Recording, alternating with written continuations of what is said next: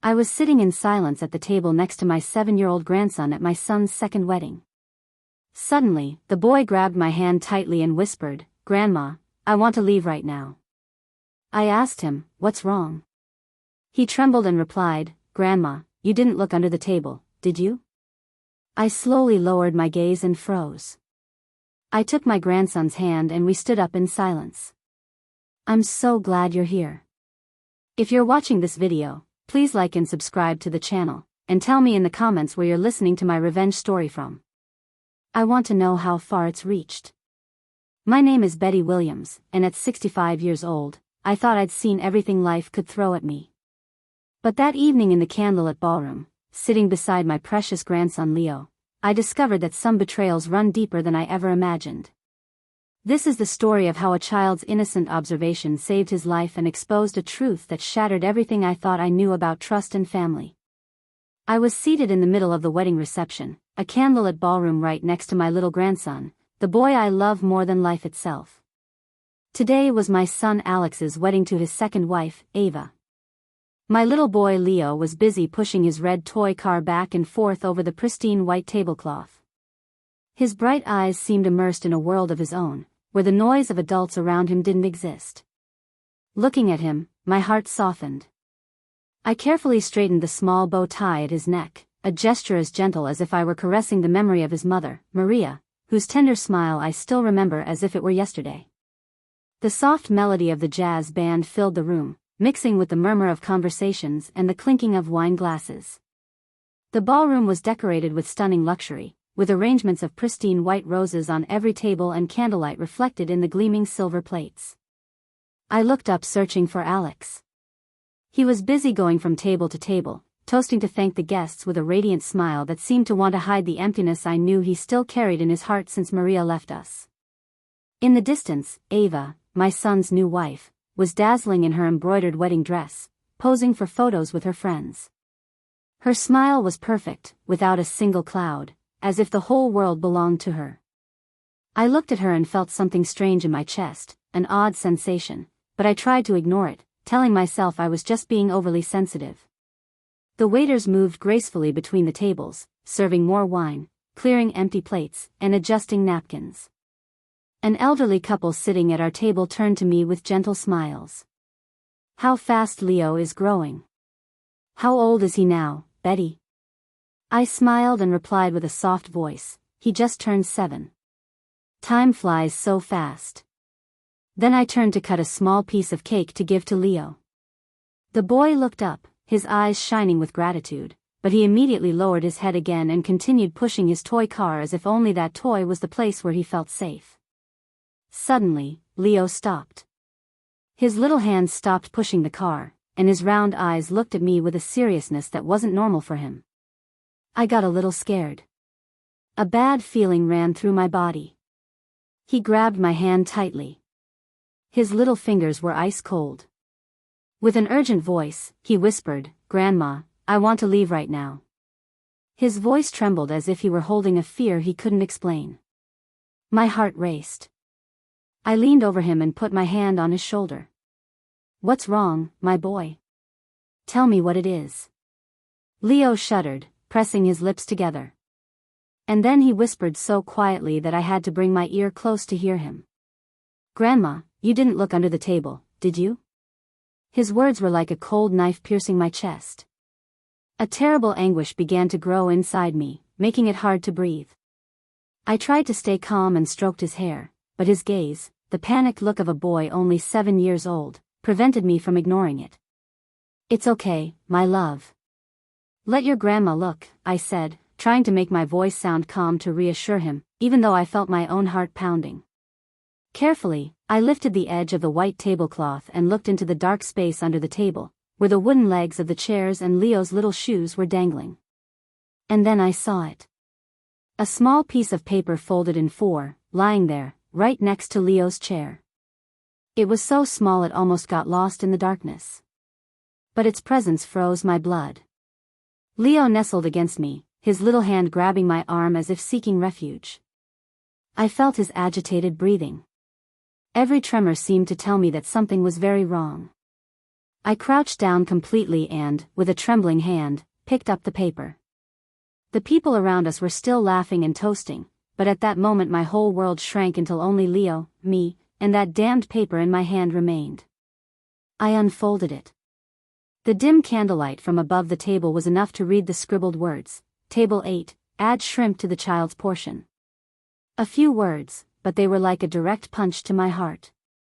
I felt the blood freeze in my veins and the air get trapped in my chest. Leo is severely allergic to shrimp, something my entire family knows perfectly well.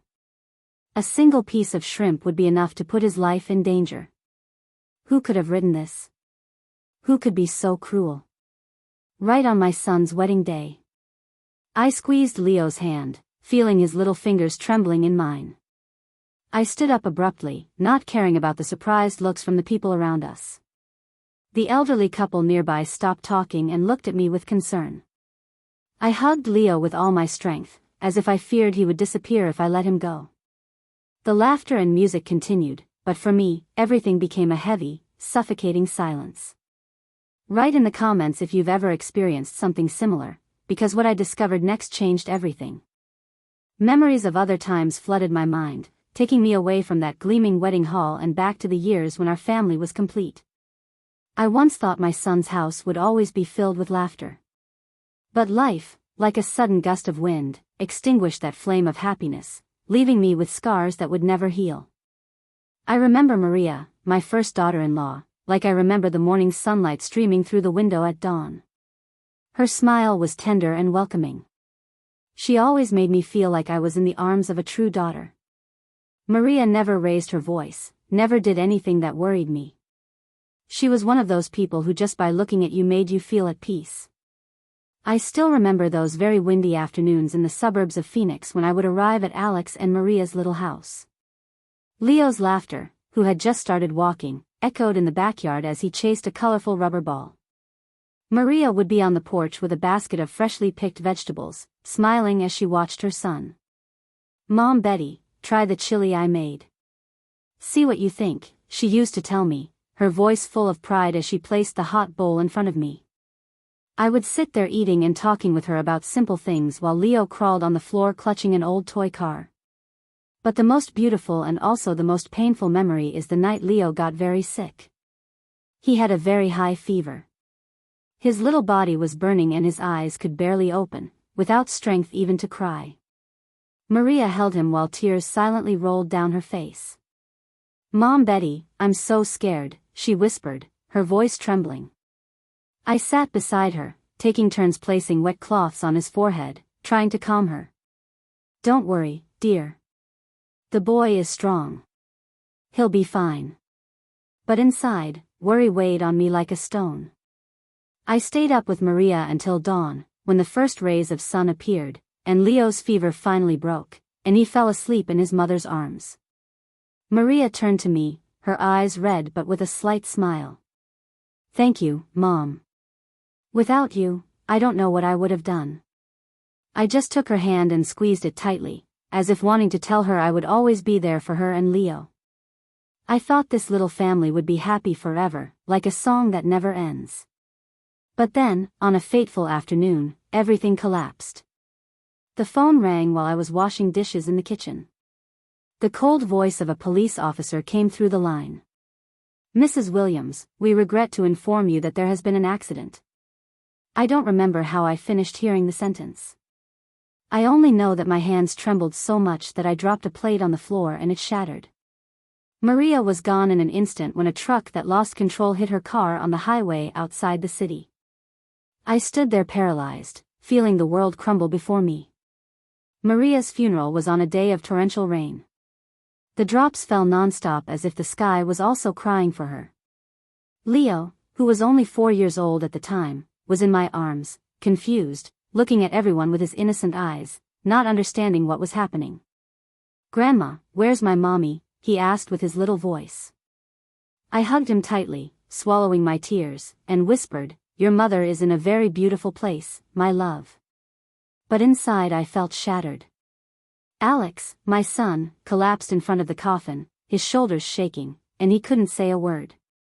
I knew he was trying to be strong, but his gaze was empty, as if a part of his soul had gone away with Maria. After that tragedy, Alex changed completely. He buried himself in work. He left home very early and only returned when Leo was already asleep. I understood he was running away, trying to fill that immense void in his heart with endless work days. But Leo, my poor boy, was the one who suffered most. He started talking less. His gaze was often sad, as if he were waiting for a miracle that would bring his mother back. I became his only support. I took him to school every morning and sat by his bed every night to rock him to sleep. "Grandma, tell me a story about my mom," he used to ask me. And I would tell him with a choked voice, talking about the times Maria sang to him to sleep, how she cut his fruits into little pieces to make his favorite dessert. Each story was an attempt to keep Maria's image alive in Leo's mind and in my heart. Lucy, my adopted daughter, also became an essential part of those days. With her warm heart and skillful hands, she came to the house frequently, bringing coloring books or cookies she made herself. Lucy loved Leo as if he were her own little brother. She carried him, taught him to read, or sat for hours with him at the table to help him with his clumsy drawings. "Look, Leo, your house turned out prettier than mine," she would say, laughing with a voice as clear as a bell. But sometimes I caught Lucy looking at Alex when he came home silently after a long day of work. It was a deep look that contained something more than simple fraternal affection. I saw it, but decided not to say anything. Maybe I was afraid that if I brought up the subject, it would break the fragile stability of what remained of our family. Alex's house gradually became empty of laughter. But thanks to Lucy and Leo, the family flame remained lit, even if weakly. I did everything possible to prevent that flame from being extinguished. But deep in my heart, I knew that both Alex and I lived with wounds that never healed. Every time I saw Leo sleeping, I saw Maria's features in his little face, and my heart ached again. That memory of that afternoon is still so clear in my mind as if time hadn't passed. I was sitting in my small living room listening to the sparrows singing in the backyard with my heart full of confused feelings. It was the first time my son Alex brought Ava home to introduce her. I tried to open my heart. I tried to see this young woman through the eyes of a mother who wants her son to find happiness again after so much pain. But deep down, I couldn't get rid of a feeling of unease like a cold wind that made me shiver. That afternoon, Alex arrived later than usual. I was in the kitchen preparing the tacos that Leo loves so much when I heard the door open. Alex entered with a strange glow on his face. His eyes sparkled like in youth, when he used to talk about Maria with a passion he couldn't hide. "Mom," he said with a choked voice, leaning against the doorframe, "I want you to meet someone." I stopped what I was doing and looked at him, feeling a little nervous. "Someone special?" I asked, trying to keep my voice calm. Alex smiled, a smile I hadn't seen in a long time. "Yes, you're going to like her a lot," he said, full of confidence. I nodded. I wiped my hands on my apron, trying to hide the worry that was beginning to grow in me. After Maria, I wasn't sure if anyone could fill the void she left, not just for Alex, but also for Leo and me. That night, Ava appeared. She entered my house with an elegant light blue dress, her hair perfectly styled in waves that framed her face, and her lips were painted a soft red that curved into a smile. That smile, I must admit, was charming, as if she had rehearsed it to please someone. "It's a pleasure to meet you, Mrs. Williams," she said with a sweet voice, bowing her head slightly. I returned her smile, invited her in, and served her a cup of hot, aromatic coffee. "Your house is so cozy," Ava said as her eyes examined the family photos hanging on the wall where there was one of Maria hugging little Leo. I nodded and thanked her, but her eyes remained on that photo longer than I would have liked, and I wasn't sure I liked that. Dinner took place in an atmosphere I tried to make as friendly as possible. I placed the dishes I had prepared all afternoon on the table. Tacos wrapped in corn tortillas, a plate of enchiladas with red sauce, and a fresh salad with mango, Leo's favorite dish. Alex sat next to Ava, his eyes never leaving her. His happiness was visible in every gesture. "Mom, Ava works in marketing at my company. She's very good at what she does," he said, his voice full of pride. Ava smiled. She served me an enchilada with a delicate but calculated movement. "Mrs. Williams, this is delicious. You have to teach me how to make this," she said, giving me a friendly look. I smiled and replied politely, but a small part of me remained uneasy. There was something in the way she spoke, in the way she laughed, that made me feel like I was watching a very well-staged play. Leo, my grandson, was sitting at the head of the table, strangely quiet. He, who normally didn't stop talking about school, that night just picked at his food without raising his head once. I noticed he was avoiding Ava's gaze as if he were trying to hide in a safe corner. Ava leaned over, took a chocolate bar from her bag, and placed it in front of Leo with a radiant smile. "This is for you." "It's very good, Leo," she said with a voice as sweet as if she were trying to win him over. But Leo remained motionless, his little hands gripping his utensils, and then he simply turned his face away without touching the chocolate. I saw a flash of fear in his eyes and felt like my heart was going to shrink. Alex frowned, about to scold his son. "Leo, what's wrong with you? Ava is giving you candy." I quickly intervened. "It's nothing. He's probably just a little tired. Leave him alone, son." Alex sighed but said nothing more and turned to serve more wine to Ava, as if wanting to lighten the mood. Lucy, my adopted daughter, was also at dinner. She sat across from me, eating in silence, but I noticed how her gaze darkened when Ava took Alex's hand under the table. Lucy has always been a very sensitive girl, and I know she loves Alex like a brother, but sometimes I wonder if that feeling isn't deeper. When Ava took Alex's hand, Lucy's hand stopped over her glass and I saw her fingers tighten a little. She didn't say anything. She just lowered her head and continued eating. But that silence was heavier than any words. I wanted to ask her. I wanted to understand what was making her sad, but I knew it wasn't the right time. After dinner, Ava insisted on washing the dishes, although I refused several times. "Mrs. Williams, let me rest," she said with overflowing enthusiasm. I reluctantly agreed and watched her enter the kitchen, roll up her sleeves, and hum a cheerful melody while cleaning. I must admit she did everything impeccably. The dishes were neatly stacked, and the sink was sparkling. For a moment, I thought, this girl seems very thoughtful. But then, when I went out to the living room, I saw Leo sitting, painting with his little hands holding a crayon. Ava approached and sat next to him, praising him. "You draw so well, Leo." "What is it?" "Let me see." But Leo immediately dropped the pencil and leaned back with a distrustful expression, as if she were a threat. Ava looked at me and quickly forced a smile, as if wanting to disguise the awkward moment. "What a shy boy," she said in the same sweet voice. But I saw something strange flash in her eyes. Alex, in turn, didn't seem to notice anything out of the ordinary. He was busy serving more wine, telling funny anecdotes from work, and laughing loudly every time Ava told a joke. The introduction ended with my son completely satisfied, saying goodbye to Ava at the door with his eyes fixed on her as if there was no one else in the world. I stood there watching them walk away with a strange feeling in my heart, as if something wasn't right. Time passed and Ava gradually became part of our lives. One weekend morning, with the bright California sun flooding the living room through the windows, I was knitting a scarf when Ava appeared, smiling from ear to ear. "Mrs. Williams, I want to take Leo to the park today." "Is that okay?" she asked, her voice full of enthusiasm. I looked at Leo, who was on the floor playing with his wooden blocks, his face expressionless. "Of course, I'm sure he would love it," I replied, forcing a smile. Even with a little doubt, Alex had gone to work and I thought maybe a little fresh air would do Leo good.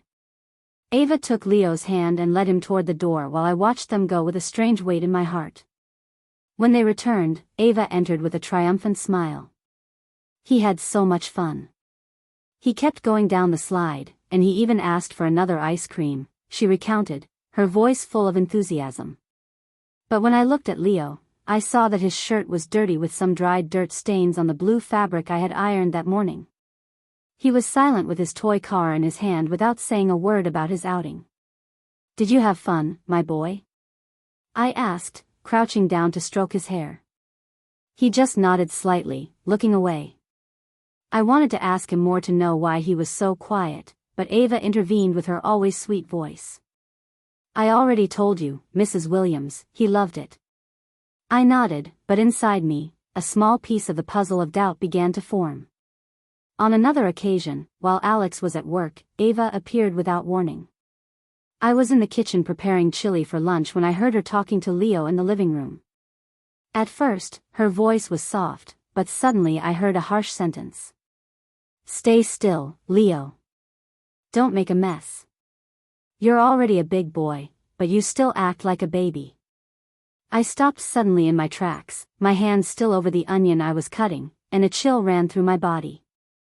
I came out of the kitchen, and instantly Ava changed her tone, becoming as sweet as if nothing had happened. Our Leo is so smart. Look at the tall tower he built, she said, pointing to the wooden blocks the boy was playing with a radiant smile. But Leo just pressed his lips together and looked at me as if asking for help. I tried to smile and said, yes, he's very skillful, but inside the unease was beginning to grow, like a small thorn digging into my heart.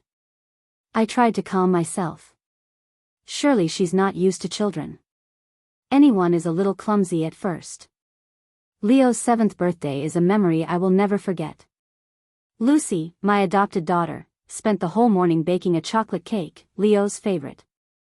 When she arrived with the cake and placed it on the table with lit candles, Leo screamed with joy. His eyes sparkled for the first time in months. Aunt Lucy, this is my favorite cake, he exclaimed, running to hug her. She smiled, stroked his hair, and told him tenderly, I made it for you, my love. Eat a lot. I watched them with a warmed heart, feeling that the family flame had been rekindled. Ava was also there, but she just clapped in a forced way, standing in a corner with a tired smile. Her only gift for Leo was an indifferent pat on the shoulder and, happy birthday, champ. I saw how Leo shrank a little, avoiding her gaze, and my heart ached again. I wanted to say something, but I kept quiet, telling myself not to get too involved. Another time, Alex took Ava and Leo to the grocery store.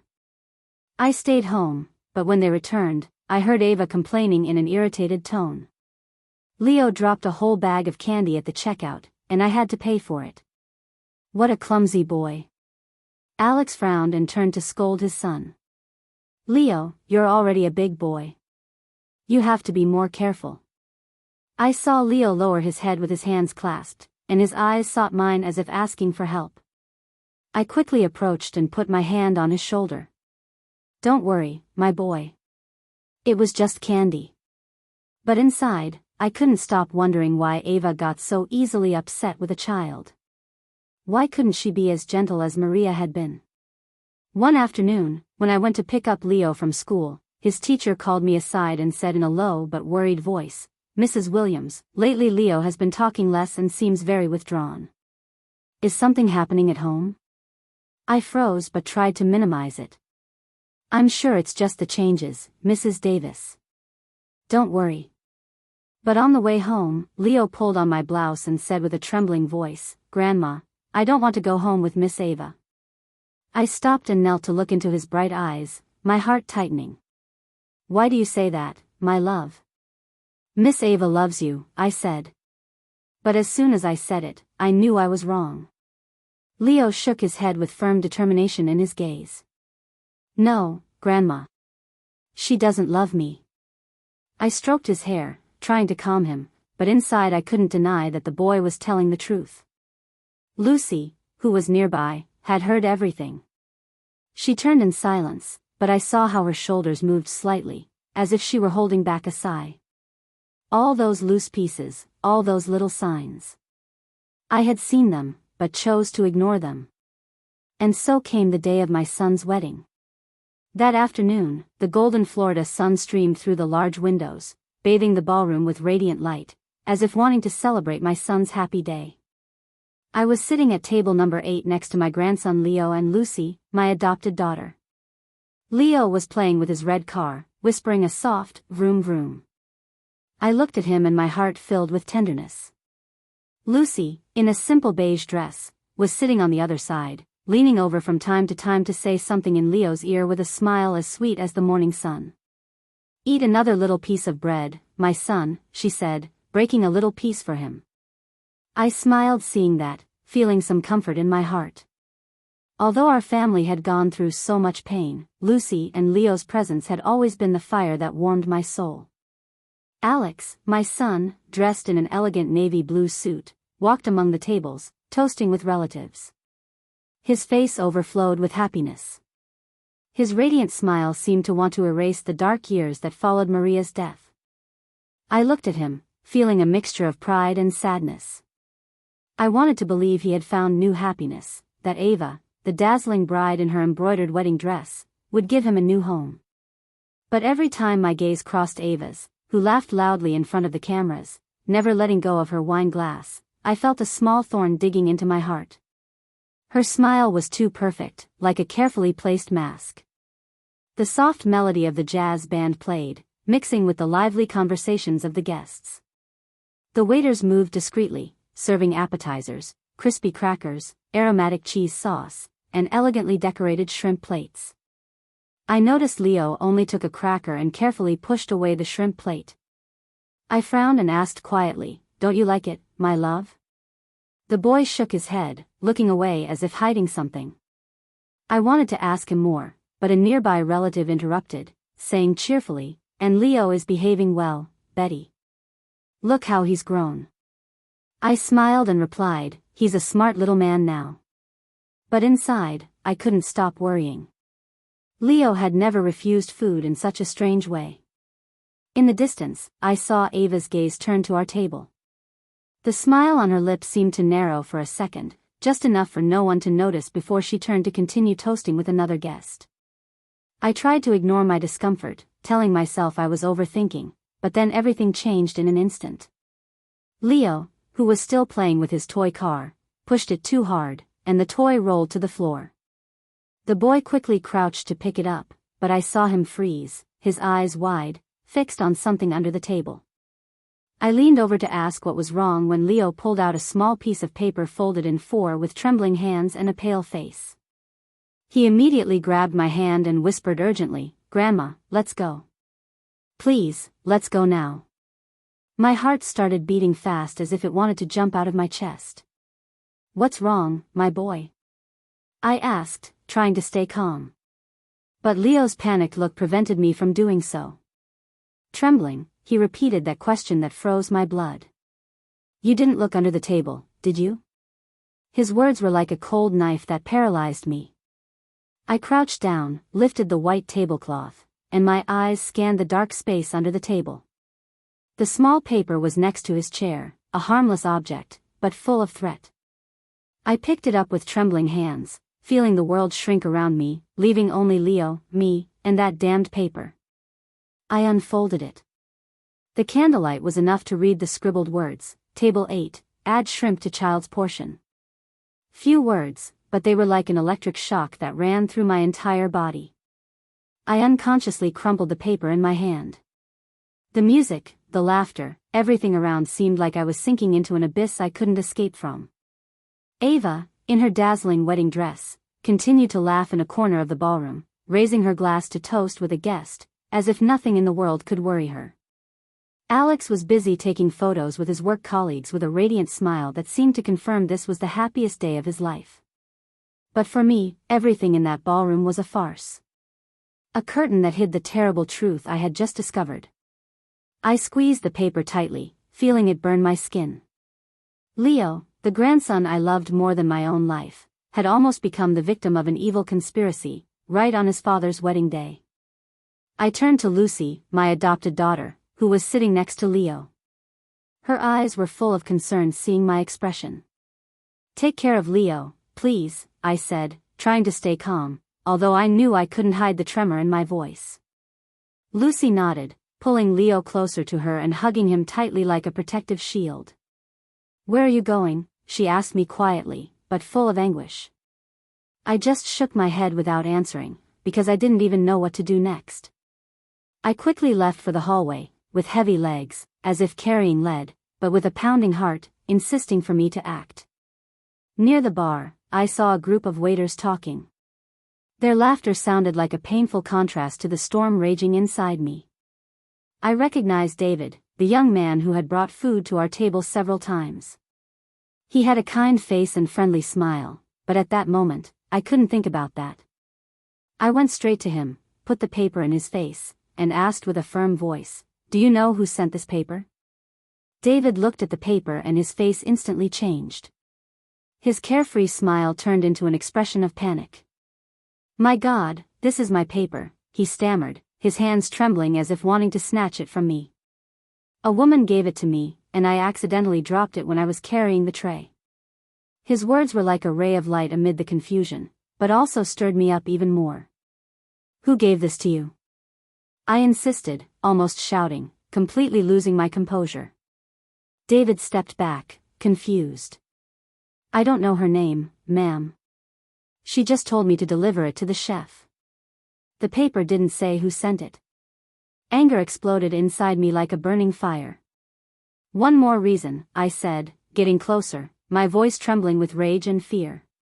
"You know, my grandson is severely allergic to shrimp. A single piece could kill him." David turned pale, his eyes wide with horror, and shook his head frantically. "Ma'am, I really didn't know. I just followed the note. I had no idea about anything." His voice failed as if he too was trapped in this nightmare. The other waiters began whispering among themselves, looking at each other with curiosity and concern. I squeezed the paper in my hand, feeling it burn my skin. I wanted to scream. I wanted to break everything, but I knew I couldn't let my emotions take over. Leo was waiting for me, and I had to protect him. From inside the ballroom, the announcer's voice cheerfully announced that they should prepare for the main course.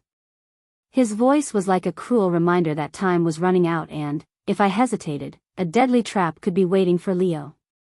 I took a deep breath, trying to control the tremor in my body. I knew I couldn't stay silent. If I didn't act now, I would never forgive myself. I returned to the ballroom with the paper still in my hands like irrefutable proof of a sinister plan. The ballroom was still flooded with candlelight, and the jazz band music mixed with the guests' laughter. The waiters silently served the main courses, and the aroma of roasted meat and sauce filled the air. But for me, everything was a farce. I looked at Leo, huddled next to Lucy, his bright eyes full of fear fixed on me as if I were his only refuge in the middle of the storm. I took Leo's little hand, feeling his trembling fingers in my palm. And then, as if driven by an invisible force, I stood up abruptly, my voice resonating clear and firmly above the music and conversations. "One moment, please. Before we start eating, I have something to clarify." The entire hall fell silent as if time had stopped. All eyes were turned to table 8, where I stood with Leo by my side and Lucy sitting with a spark of determination in her eyes. The clinking of glasses ceased, the murmurs diminished, and I could only hear the beats of my heart in my chest. I raised the paper. The words scribbled on it were an undeniable accusation.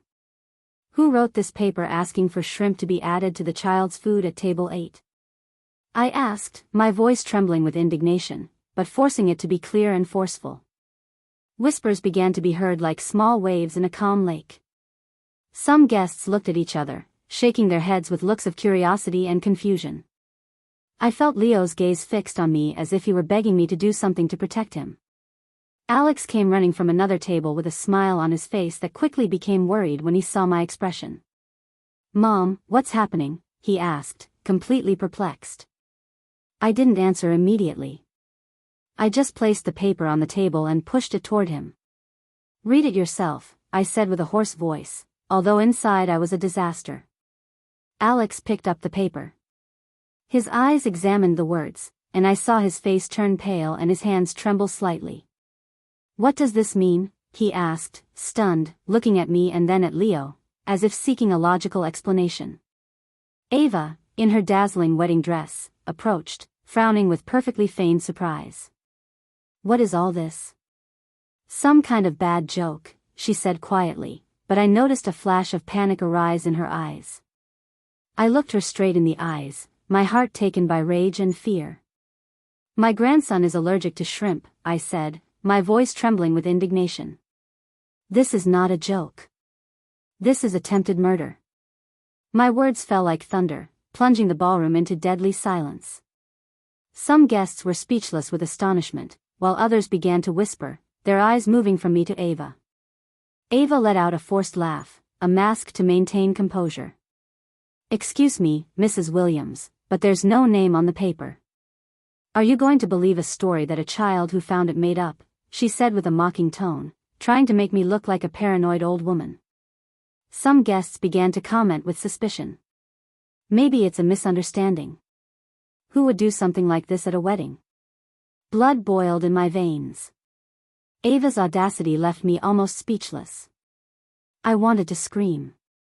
I wanted to tear off that wedding dress to reveal the truth. But I knew I needed to stay calm for Leo and my family. Suddenly, Lucy stood up, hugging Leo tightly, her eyes turned to Ava. "Enough, Ava." Her voice seemed cold, but full of pain, as if she couldn't contain herself anymore. Lucy stepped forward and slapped her, a slap that echoed throughout the hall. The dry, resonant sound broke the silence and the falsity. Everyone froze, including me. Ava brought her hand to her cheek, her eyes wide with shock, and then turned to Alex, sobbing. "Look, she's crazy with jealousy, and that's why she's attacking me. What did I do to deserve this?" Lucy didn't back down, her fists clenched and her voice choked with anger. "The only evil person here is you. You wanted to hurt an innocent child at your own wedding." Her words were like a knife that cut through the heavy air of the ballroom. Looks of doubt began to focus on Ava, and I saw her freeze, her false smile disappearing. Alex stood motionless. His gaze went from me to Lucy and Ava, as if he were trapped between two worlds. "Lucy, calm down," he said with a trembling voice, but I knew he was no longer sure who to believe. The murmurs of the guests grew like a tide that carried all gazes to me, to Ava, and to Leo, my little grandson, who trembled in Lucy's arms. Ava tried to maintain her false calm, but I saw her hands shake when she spoke. "This is slander. I'm sure someone put that paper there to ruin our wedding." Her voice was harsh, but I noticed the panic in her eyes, as if her perfect mask was beginning to crack. I couldn't stand her audacity anymore. The anger inside me exploded like fire that consumed all my patience. I slammed the table hard, making the glasses tremble. "Enough," I shouted with a voice so cold it silenced even the jazz band music. "David, come here."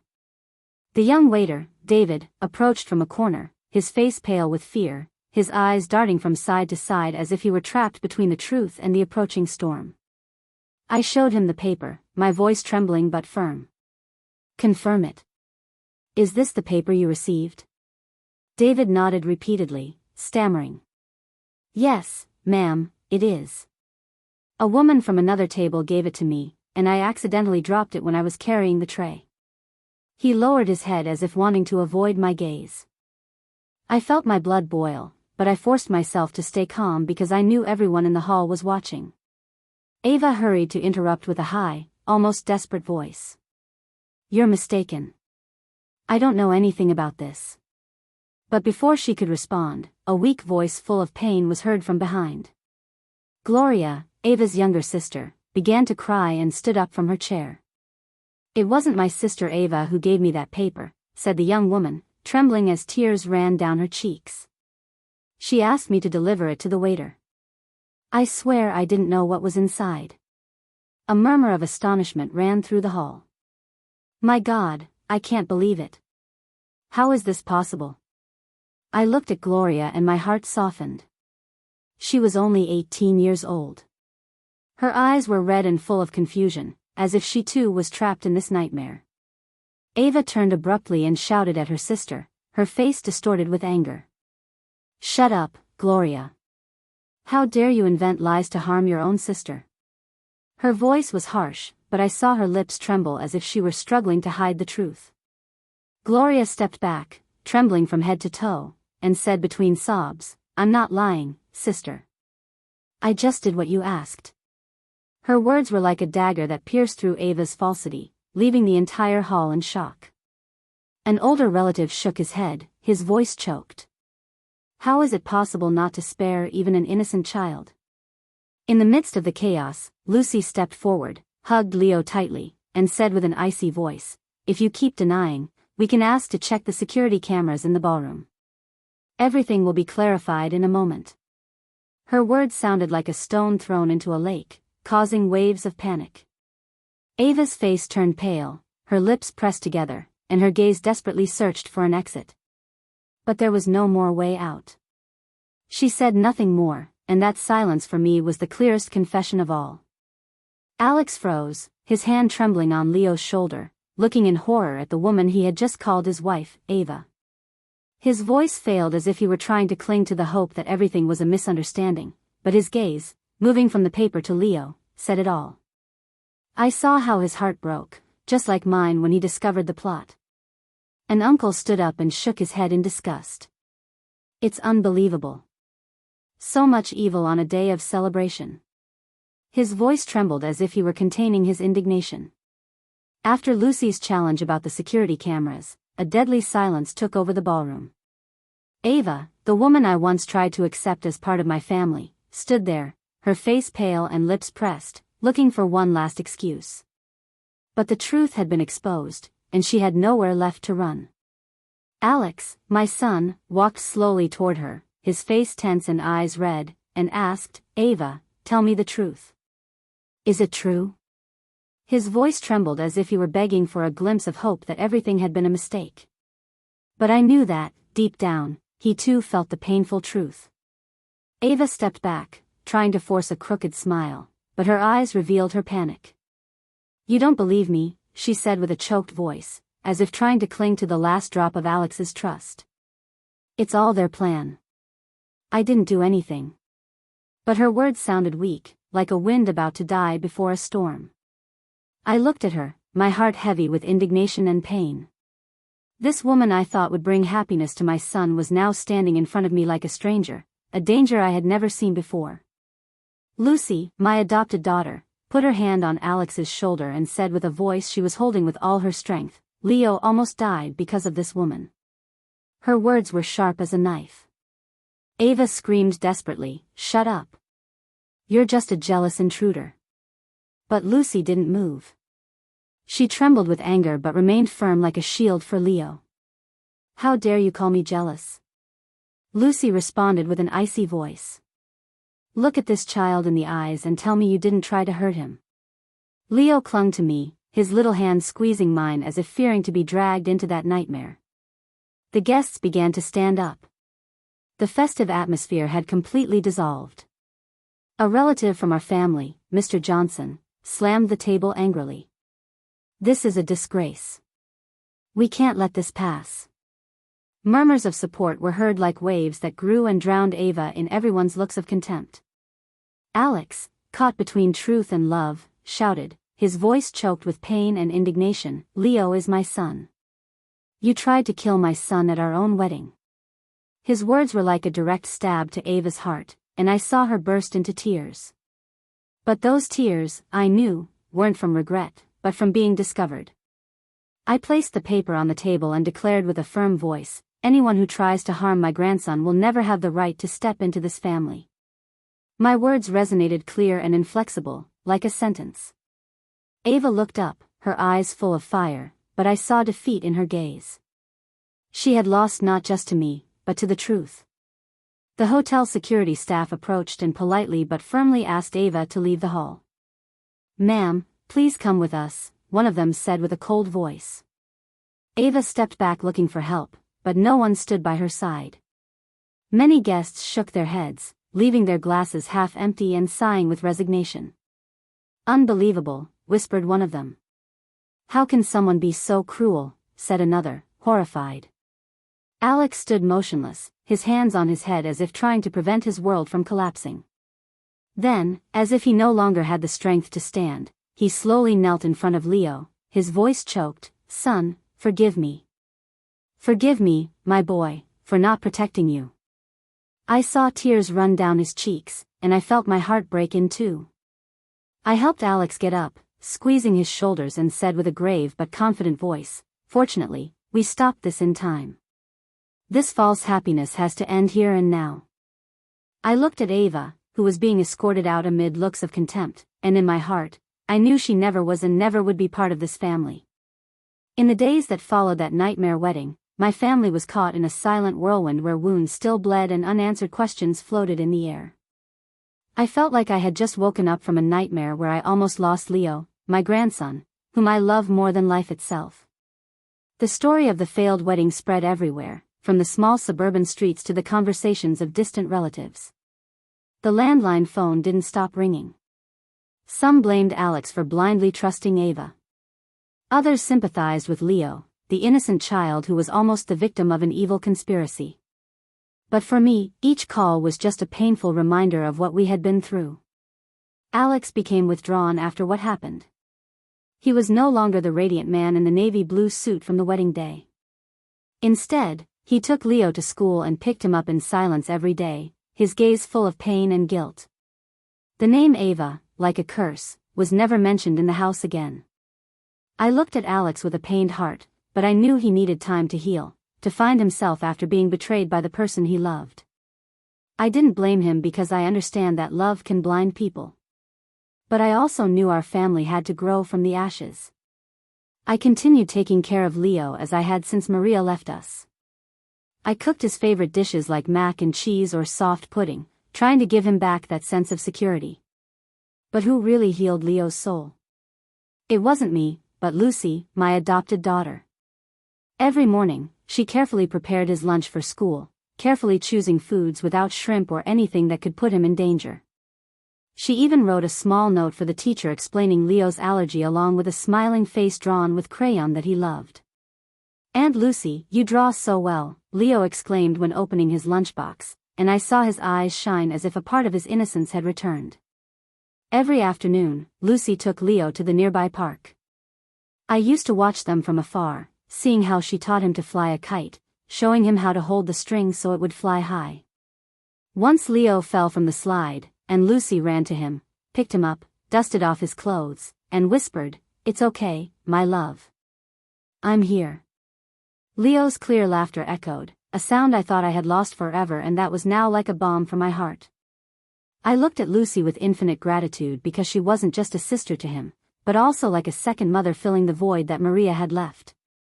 One night, when Leo had a high fever, I saw Lucy spend the night by his side. She sat in a chair next to the bed placing wet cloths on his forehead while she calmly told him the story of a brave sparrow that flew through a storm. I stood at the door watching in silence, and I noticed that Alex's gaze followed Lucy for a long time.